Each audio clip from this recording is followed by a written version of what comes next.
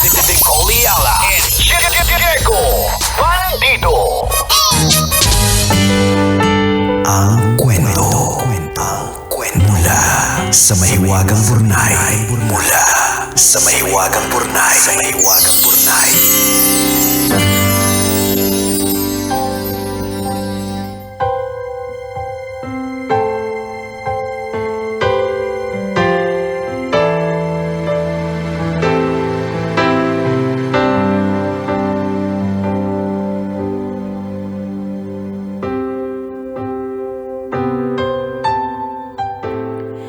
Dear kumikinang na tambalang Nicole Ayala at Diego Bandido. Itago niyo na lang po ako sa pangalang Kayla. Wala naman po akong mabigat na problema. Napasulat lang ako para magbahagi ng kilig sa mundong minsan ay mapanakit. Gusto ko po kasing i-share yung feeling ng minamahal ng sobra. At sana din nakikinig siya. Ganito po kasi, magkasama kami ng boyfriend ko sa bahay. Pareho kaming may trabaho, pumapasok ako araw-araw sa office habang siya naman work from home. Pareho kaming may laban araw-araw pero kagabi, doon ko nakita kung paano niya pinipiling maging pahinga ko. Pag-uwi ko kasi, ubus na ako. Yung tipong kahit huminga parang nakakapagod. Gusto ko na lang humiga at tumahimik. Pero pagpasok ko pa lang ng bahay, ang ayos-ayos na ng lahat. Malinis. At pagdating ko pa sa kusina, nakahain na yung hapunan namin. Nakahanda na yung pantulog ko. Maayos na nakatiklop malapit sa banyo. Tahimik lang si boyfriend. Tahimik magmahal, pero tagos hanggang buto. Kinabukasan, nauna pa siyang gumising sa akin. Pagmulat ng mata ko, handa na yung almusal. Hinatid niya pa ako sa opisina kahit alam kong babalik pa siya para magtrabaho. Hindi niya ako pinapabayaan kahit alam kong pagod din siya. Pagdating ng lunch break, binuksan ko yung lunchbox ko. Adobo yung ulam. May nakalagay na maliit na note sa ibabaw ng lunchbox. Masarap yan kahit hindi mo initin. Alam kong sira ang microwave niyo. Doon ako naiyak. Sa dami ng iniisip namin sa araw-araw, sa dami ng pagod, sa dami ng responsibilidad, naalala niya yung maliit na detalye na yon. Yung simpleng reklamo ko tungkol sa sirang microwave sa office, pinakinggan niya. Tinandaan niya at ginawan niya ng paraan. Alam kong hindi lang naman ako ang pagod sa amin. Alam kong pareho kaming lumalaban. Pero salamat kasi sa gitna ng pagod, may isang taong hindi ko lang kasama sa hirap, kung hindi, pahinga ko rin. Yung taong pinaparamdam sa akin na kahit gaano kabigat ang araw ko, may mag-aalaga sa akin. Meron akong uuwian, meron akong tahanan. Salamat po sa pagbasa ng sulat ko. Sana tulad ng nakagawian niya, nakikinig ang boyfriend ko ngayon. Hindi ko man siya pinangalanan, kapag napakinggan niya ito, alam niyang siya ang tinutukoy ko. Ang inyong kumikinang na tagapakinig, Kayla. Kayla, sa kwento mo maraming napapasana all. Sana all. Pero alam niyo po mga kabisyo, maraming ganyan ha, na hindi sila loud on social media. Yung mga gestures nila are not grand gestures like big bouquet of roses o kaya yung dadalhin ka sa mga ita-travel ka, ganon. Marami ang ganyan na hindi lang nating mga kababaihan napapansin. Kung halimbawa nandito tayo sa kalagayan nitong kabisyo nating ito, no, sa kanyang nakakakilig na situation. A lot of us don't realize that our partners actually have big movements. Yeah. Na dahil ano lang siya, parang ordinary na ginagawa paghatid, paghanda ng ng damit. Uh-huh. Ganyan, pag-alala ng chismis sa opisina, 'di ba? Yung mga ganyan. But these are actually the big things. Hindi man ito kasing grand talaga ng mga bonggacious na ginagaluhan ng kotse, Totoo. nag-travel sa ganitong lugar, ganyan, 'di ba? Pero yung mga ganyang klase mga bagay na nagiging dahilan ng iyong pagpatuloy sa buhay, na lumalaban ka, Tama. 'di ba? Are actually the big things. Oo, kasi kuminsan kung bakit hindi natin nakikita yan, para nabablind tayo sa mga ganyan dahil yung utak natin was trained na nakikita natin sa social media na eto binigyan ng malaking correct, bulaklak, Oo. pinunta, nag-abroad. Totoo yan. Kaya yung mga small details na ginagawa ng mga partners natin, hindi natin na-appreciate because of that. Alam mo, sa totoo lang, yung sinabi mo yung tungkol dun sa hindi na kailangan initin kasi alam ko sira yung microwave. Kumirot yung puso ko noon na parang, alam, ano yun, tinandaan niya. I mean, napakaliit ng detalyeng sira yung microwave Correct.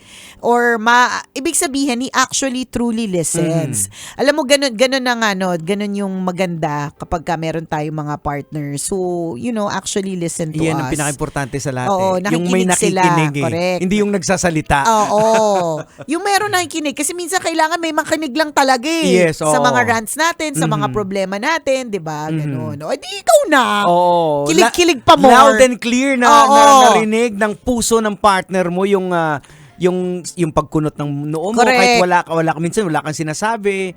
Yung bigat ng yapak mo, nararamdaman ng partner mo. Kaya, good job. Oo, galing. Happy for you na ganyan ang naging partner mo at naway hindi na lang ito maging mag-boyfriend, 'di ba? Kundi eventually grow Yes, oo. into something And bigger. para ma-bless kayo kasi ikaw sa kwento mo dito sa amin, na based lang sa kwento mo, parang ano pa bang hinihintay mo?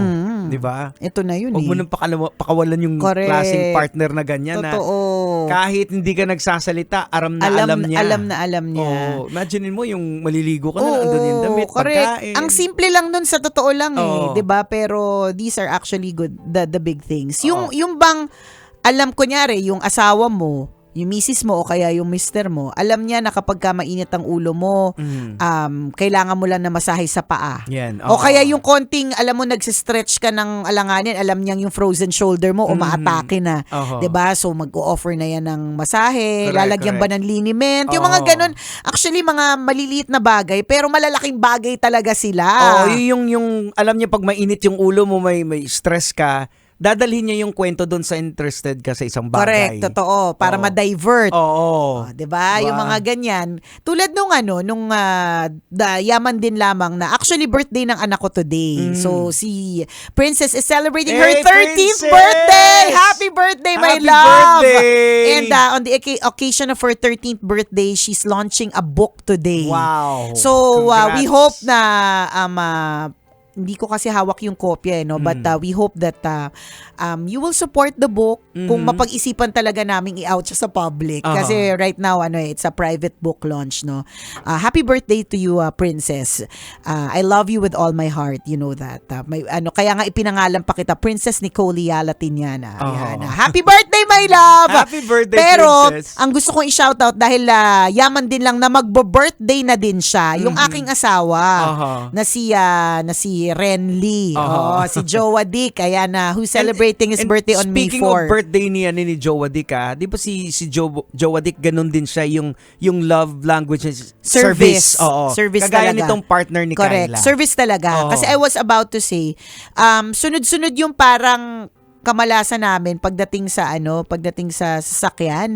Parang sunod-sunod kami na flatan. Maski yung pinakabago namin sasakyan, biglang hindi namin maintindihan na flat. Basta magkakasunod siyang araw. Baka may inggit lang dyan sa lugar ninyo. Feeling ko lang din.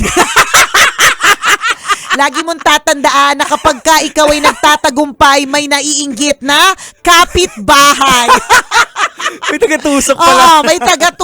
May tagatusok nung pin, 'di ba? So, ang ginawa niya, di pagod na pagod kaming lahat kasi syempre ang hassle, 'di ba, pag na-flatan. Sobra. So yung namin, yung lakad namin nagulo, basta lahat ganon. So ang ginawa niya, nag-prepare siya ng tubig kasi believer siya ng ng salt, which is the universal it's a universal element, no. So naniniwala siya na na kapag inaalat ka, basta dapat yung maglalagay ka ng asin. Ano yan sinasabi daw nila. So, ang ginawa niya, pinuno niya yung balde ng tubig, ng drum namin. Pinuno niya na una, it has to be warm. So, naisip niya na warm, hindi pwedeng malamig kasi ang frozen shoulder, di ba? Tapos, ilagyan niya ng asin. Tapos, sabi niya, mag-wash na kayong lahat.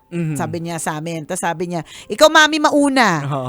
Ang gagamitin na tubig, hindi galing sa shower, ha? Galing sa balde. Ayaw ko talaga galing sa balde. Pero dahil ako una, pumayag na ako. Kasi pag galing sa balde, lahat ng sabon doon na napupunta Ang labo na pagdating sa akin. So dahil nauna ako, sabi ko, sige, una ako. Sabi niya, kasi nilagyan ko yun ng asin. Ganon. And yung ganong klase mga maliliit na bagay na feeling ko, hindi man naiintindihan ng iba, no? Hindi nyo man paniniwala yon, but nilagyan niya ng asin pagka kasi inaalat kami, parang mga ganon. Are small gestures that are actually grand. Diba? Na baka meron sa ating, diba, may tinatawag daw na evil eye. Yung sinabi, diba, what was your first reaction, Jegs? Baka may naiinggit lang sa inyo, diba? Because there's actually a thing as an evil eye, diba? Na merong masamang intensyon, nag-iisip ng masama, ganyan, kaya I don't know, hindi alam mo naman, matalinhaga ang life at ang world So,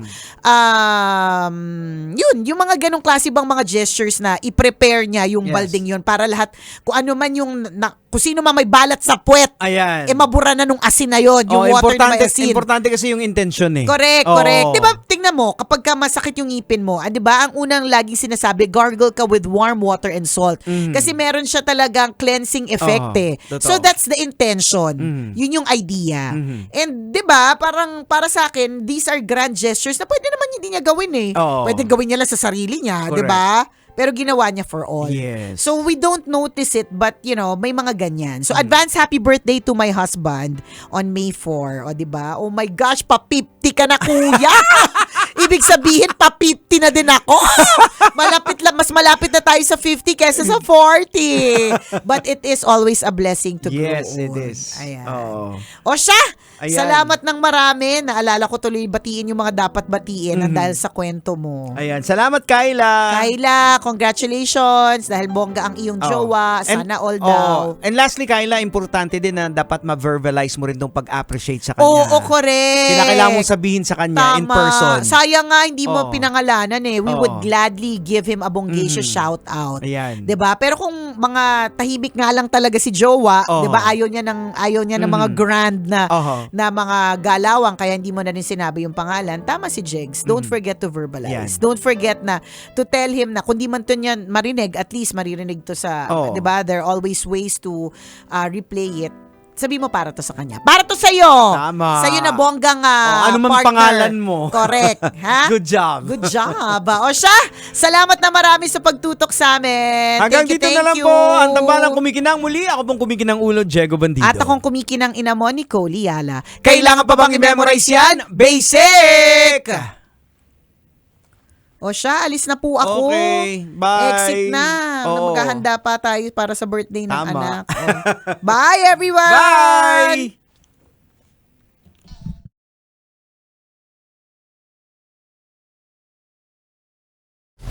Metro's #1 Love Radio. Basic!